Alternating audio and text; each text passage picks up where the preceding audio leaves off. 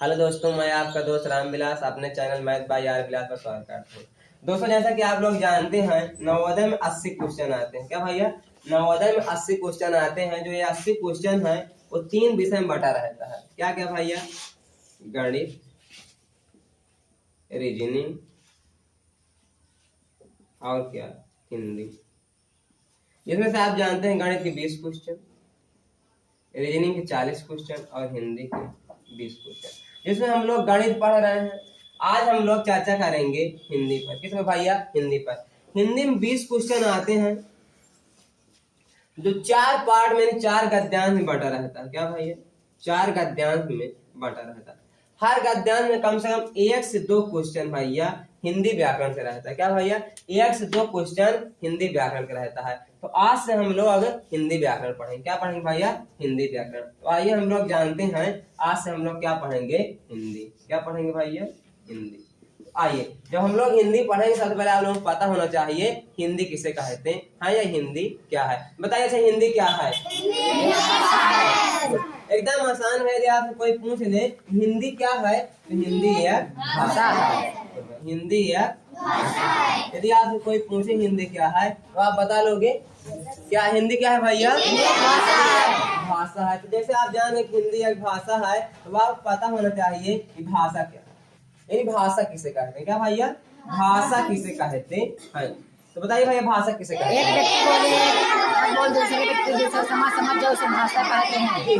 यानी भाषा किसे कहते हैं? ध्यान सुनिए भैया। एक व्यक्ति या एक समाज बोले। क्या भैया? एक व्यक्ति या एक समाज बोले, दूसरा व्यक्ति या दूसरा समाज समझ जाए, उसे भाषा कहते हैं। इसका मतलब समझिए भाई। जैसे मान लीजिए मैं बोल रहा हूँ, आप लोग समझ में आ रहा है, या आप लोग बोले मेरे समझ में, ये क्या है भैया? भाषा है। अच्छा, भाषा की एक और परिभाषा भैया जान लीजिए, जो बुक में लिखा रहता है। क्या रहता है भैया? व्यक्ति अपने विचारों को, क्या? व्यक्ति अपने विचारों को जिन माध्यमों से प्रकट करता है उसे क्या कहते हैं? भाषा कहते हैं। तो क्या भैया आपके समझ में आया भाषा? भाषा किसे कहते हैं बताइए?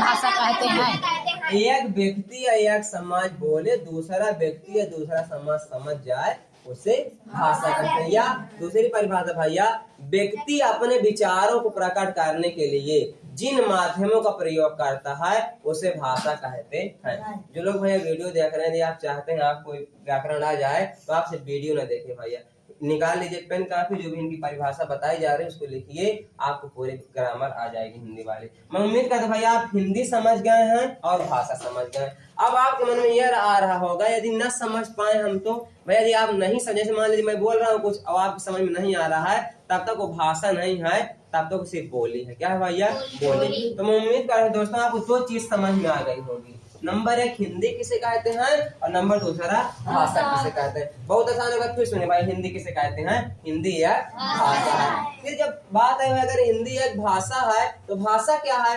तो भाषा क्या है आप जान गए ना? एक व्यक्ति या एक समाज बोले, दूसरा व्यक्ति या दूसरा समाज समझ जाए, उसे क्या कहते हैं? भाषा। या व्यक्ति अपने विचारों को प्रकट करने के लिए जिन माध्यमों का प्रयोग करता है उसे भाषा कहते हैं। तो आप लोग इसमें देख रहे हैं, क्या कर रहे हैं हम? व्यक्ति अपने विचारों को प्रकट करने के जिन माध्यमों का प्रयोग करता है। तो भैया भाषा को प्रकट करने के लिए भी माध्यम होते हैं और उसी आधार पर भाषा को बांटा भी गया है। कितने भैया? 3। कितने में? 3। वैसे मुख्यतः तो 2 भाग में बांटा गया है, लेकिन कुल मिला कितने में? 3। यदि आप पूछा जाए भाई भाषा कुल कितने भाग हैं या कुल कितने भाग में बांटा गया तो 3। अगर ऐसे में भाषा कितने भाग है तो 2। क्यों भैया? पहला होता है मौखिक भाषा। भाषा कितने प्रकार की होती है? 3 प्रकार। पहली मौखिक भाषा और दूसरी लिखित भाषा। लेकिन भाई एक अन्य भाषा है सांकेतिक भाषा। एक अन्य भाषा क्या है भैया? सांकेतिक भाषा। यदि आप ध्यान सुनिए, यदि आप सवाल पूछे लड़के, यदि आप सवाल पूछे भैया कि भाषा कितने भाग होते हैं या भाषा कितने प्रकार की होती है? 3 प्रकार की, मौखिक, लिखित और सांकेतिक। जब भी सवाल में कुल लगा रहे, क्या सवाल में यदि कुल लगा रहेगा, यानी कि भाषा कुल कितने भाग होते हैं तो 3। कौन कौन? मौखिक, लिखित, सांकेतिक। यदि सिर्फ कुल ना लगा रहे, आपसे पूछे भाषा कितने प्रकार की होती है, 2 प्रकार की, मौखिक और लिखित। समझ गए भैया? अब देखिए हम अभी आपको बताए हैं भाषा किसे कहते हैं। तो व्यक्ति अपने विचारों को प्रकट करने के लिए जिन माध्यमों का प्रयोग करता है, जैसे अभी देखिए माध्यम समझिए। अब जैसे हम आपसे पूछे भाई क्या आपको समझ में आ रहा है, तो आप इशारा भी कर सकते हैं। जैसे अभी इशारा कर रहे हैं ना, अपना गर्दन हिला के, जैसे भी, जैसे मान लिया अभी अभिवादन ही करना, किसी को यानी कि नमस्कार करना भाई, तो आप बोलिए ऐसे वैसे करिए, तो अगला आदमी समझ जाएगा कि आप नमस्कार, यानी एक माध्यम ही तो है ये। या आप हमेशा यदि आप यात्रा कर रहे हैं तो आप देखते होंगे भैया ट्रैफिक कहीं मिलती है तो रेड सिग्नल जल जाता है, तो आप क्या करते हैं, रुक जाते हैं, यानी वो संकेत ही कर रहे हैं ना, यानी भाषा अब क्या है, अपना माध्यम प्रकट कर रहा है। यही तो हम लोग सीख रहे हैं भैया कि अपने विचारों प्रकट करने के लिए जिन माध्यमों का प्रयोग करते हैं उसे भाषा कहते हैं। अब भाषा कितनी भैया, 3, मौखिक, लिखित और सांकेतिक। अब भैया आइए जानते हैं हम लोग मौखिक भाषा किसे कहते हैं। क्या भैया, मौखिक भाषा किसे कहते हैं?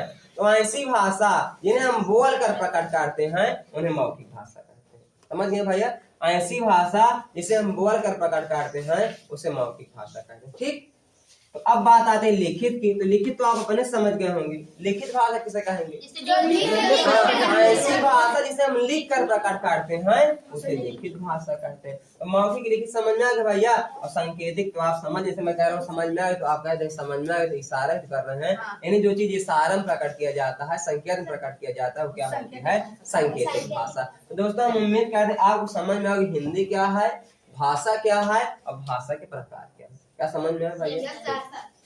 यदि आपके समझ में आ रहा है, अब देखिए अब हम लोगों को जानना है राष्ट्रभाषा। क्या भैया, राष्ट्रभाषा। और राष्ट्रभाषा आप सभी लोग जानते हैं, राष्ट्रभाषा आप सभी लोग जानते हैं। राष्ट्रभाषा किसे कहते हैं, ध्यान सुनिए। ऐसी भाषा, क्या भैया, ऐसी भाषा जो किसी भी देश में ज्यादा से ज्यादा लोगों द्वारा बोली जाए उस भाषा को क्या कहते हैं, राष्ट्रभाषा कहते हैं। तो भैया हमारे देश की राष्ट्रभाषा क्या है, हिंदी। हमारे देश की राष्ट्रभाषा हिंदी नहीं, हाँ हमारे राज्य की राष्ट्रभाषा है जो उत्तर प्रदेश है, उसकी राजभाषा हिंदी है, लेकिन अपने देश यानी भारत की राष्ट्रभाषा कुछ भी नहीं। ठीक भैया, क्योंकि पूरे राज्य जानते हैं आप लोग कि पूरे राज्य में सिर्फ हिंदी नहीं बोली जाती भारत में, इसीलिए अभी हिंदी को राष्ट्रभाषा का दर्जा नहीं दिया गया है। अच्छा इतना तो आप जानते हैं हिंदी दिवस कब मनाया जाता है भैया, इसको याद रखना भैया, हिंदी दिवस कब मनाया जाता है। मैं उम्मीद कर दोस्तों आपको समझ में आया होगा कि हिंदी क्या है, भाषा क्या है और भाषा के प्रकार कितने।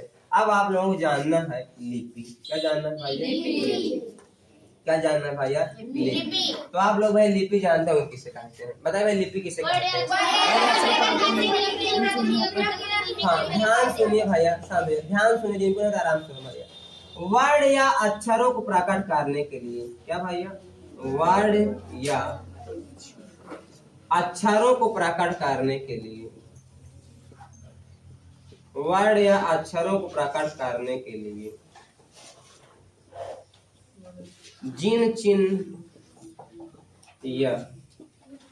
चिन्हों या प्रतीकों का प्रयोग किया जाता है, जिन चिन्हों प्रतीकों का प्रयोग किया जाता है उसे लिपि कहते हैं। ध्यान सुनिए भैया, लिपि किसे कहते हैं? हाँ क्या भाई, वर्ड या अक्षर। अब हम चर्चा करेंगे वर्ड या अक्षर किसे कहते हैं, बाकी आप जानते हैं जैसे ये सब है, क्या वर्ड ही तो है, आ का खा गा, ये सब वर्ड है ना।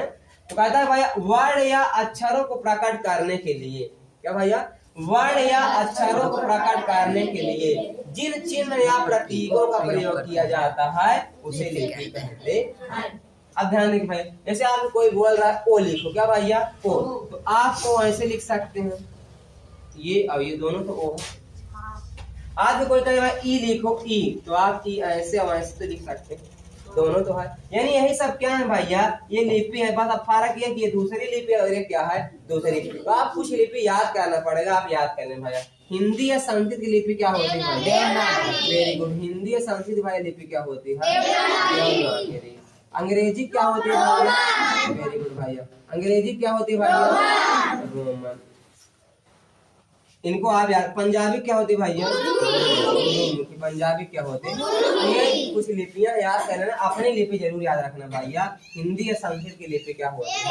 देवनागरी। यानी जो ये हम लोग पढ़ रहे हैं देवनागरी लिपि पढ़े, और ये जो है ना ओ ई, ये क्या है भैया? रोमन लिपि है। तो मैं उम्मीद करता हूं आपको लिपि समझ में आया होगा। क्या देखो ना, वर्ड या अक्षरों को प्रकट करने के लिए जिन चिन्ह या प्रतीकों पर, जैसे अब ये चिन्ह ही तो है, अब ये भी ओ है, ये भी ओ है, तो आप समझ नहीं पाओ कौन वाला देवनागरी लिपि में अपना है वो ना, यानी ये वाली है अपना वो हिंदी वाला, और ये वाला कौन भैया रोमन वाला। मैं उम्मीद करता हूं दोस्तों आपको समझ में आया होगा कि लिपि क्या होती है। क्या समझ में भैया? अब हम लोग ग्रामर जहाँ शुरू यानी जो हमारे सिलेबस में आया करती है वर्ण से, कहा भैया वर्ण से। अब हम लोग आज पढ़ेंगे वर्ण। क्या पढ़ेंगे भैया? वर्ण या अक्षर। तो अब आप लोगों को पता ही होगा भैया वर्ण या अक्षर किसे कहते हैं, वर्ण या अक्षर किसे कहते हैं। भाषा की सबसे छोटी इकाई को वर्ण या अक्षर कहते हैं। गुड, ध्यान देना भैया, सही बता रहे हैं। वर्ण या अक्षर किसे कहते हैं? पहली परिभाषा आई भैया भाषा की सबसे छोटी इकाई को, भाषा की सबसे छोटी इकाई। क्या आप लोग बता लो भाई वर्ण या अक्षर किसे कहते हैं? भाषा की सबसे छोटी इकाई को वर्ण या अक्षर कहते हैं। क्या भैया? भाषा की सबसे छोटी इकाई को वर्ण या अक्षर कहते हैं। या आप ये भी बता सकते हैं भैया, एकदम सही भैया, ध्वनि के प्रतीक को, क्या भैया? ध्वनि के प्रतीक को वर्ण या अक्षर कहते हैं। यानी कोई ध्वनि नहीं, जैसे का ध्वनि नहीं कही ना, ध्वनि के प्रतीक ये बना लिया, यानी ध्वनि के प्रतीक को वर्ण या अक्षर कहते हैं। जिसके टुकड़े न हो उसे वर्ण या अक्षर, जिसके टुकड़े न किए जा सके, जिसके टुकड़े न किए जा सके या खंड न किए जा सके उसे भैया वर्ण या अक्षर कहते हैं। क्या समझ में भैया वर्ण या अक्षर? तो आप याद रखना भैया वर्ण या अक्षर किसे कहते हैं? भाषा की सबसे छोटी इकाई को वर्ण या अक्षर कहते हैं। या आप बता सकते भैया ध्वनि के प्रतीक को वर्ण या अक्षर कहते हैं, या जिसके टुकड़े न किए जा सके उसे वर्ण या अक्षर कहते हैं। तो आप लोग जानते होंगे वर्ण या अक्षर को दो भागों में बांटा गया। क्या भैया? वर्ण या अक्षर को दो भागों में बांटा गया है, एक भैया स्वर वर्ण और एक स्वर वर्ण और एक दूसरा क्या भैया व्यंजन वर्ण। दोस्तों हम उम्मीद करते हैं आप यहाँ तक वीडियो समझ में आया है। यदि आप स्वर और व्यंजन को विशेष प्रकार जानना चाहते हैं तो अगले वीडियो को अवश्य देखें। धन्यवाद।